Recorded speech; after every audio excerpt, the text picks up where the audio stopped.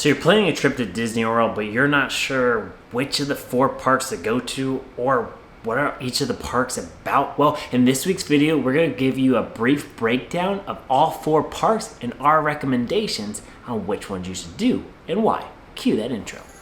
What's up, YouTube? Trevi from the Adventure Buddies, the modern travel family, bringing you another video filled with tips, tricks, and inspiration to make sure you maximize your next family adventure, like we always do here at the Adventure Buddies.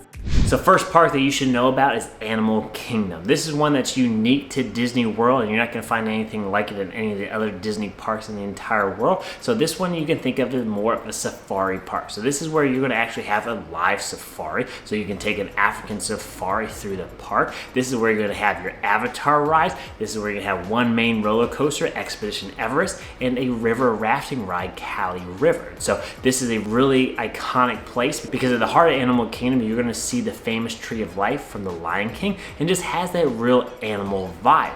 And so, however, we do think that this is a afternoon park or a park that you can spend half a day, but if you are interested in learning about how to maximize your time here at Animal Kingdom, but we do have an itinerary planned out for just that fact, linked here in the video above. So the next park that's up, and one again that is unique to Disney World, is Hollywood Studios. First and foremost, this is one that we feel is probably out of all 4 parks, the one that you could spend the entire day at and not get bored. We also want to mention that this is the one that has the most thrills, and so if you're that adventure junkie, this is the one that you're going to want to check out. So this one has the most amount of rides, and so this is where you're going to see Star Wars World, so Star Wars Rise of the Resistance. You're going to see Millennium Falcon Smuggler's Run. This also has Rock and Roller Coaster, which is the Aerosmith one, plus the iconic Tower of Terror.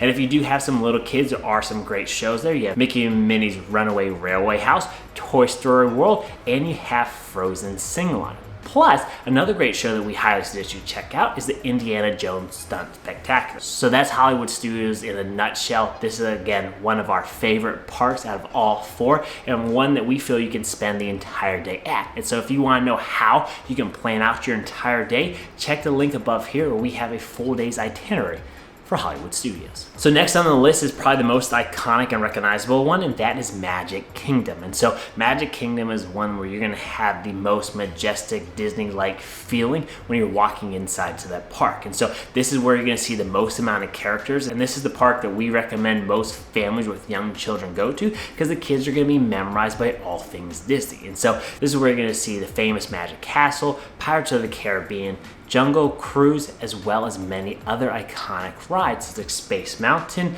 Splash Mountain, Thunder Mountain, I guess all the mountains, and really have a fun day here. So side note though, if you have ever been to Disneyland here in California, which we have plenty of times, we don't suggest putting Magic Kingdom on your list, especially if you're strapped for time, because the 2 parks are very similar and actually have some of these same rides. So just a little disclaimer, but highly recommend if you haven't, checking out the iconic Magic Kingdom. And last but not least, Epcot. This one is one of the more unique parks and different entirely than the other 3.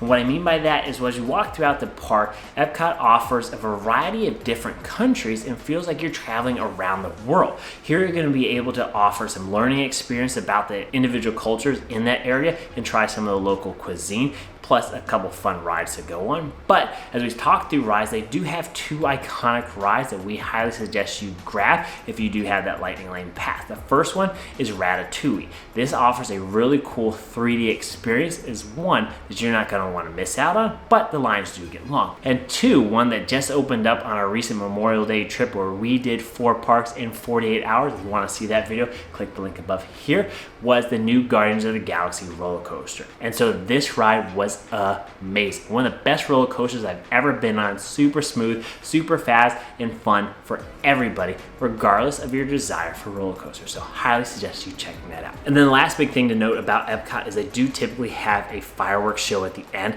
This is also one of the parks that ends the latest. So if you are doing a half day here, put Epcot at the end of your day because you're going to stay there later and then see a really cool fireworks show. And so there you guys have it, a quick run through of all 4 parks and a little bit about each of those parks and why you should or shouldn't go to each of those parks, especially in planning out your day based on 1, who you're going with and the time commitment you have to maximize your Disney World experience. And so if you like this video, please consider giving us that big thumbs up. Subscribe down below for more travel tips and adventures. And most importantly, remember, life's an adventure. Who are you going on it with?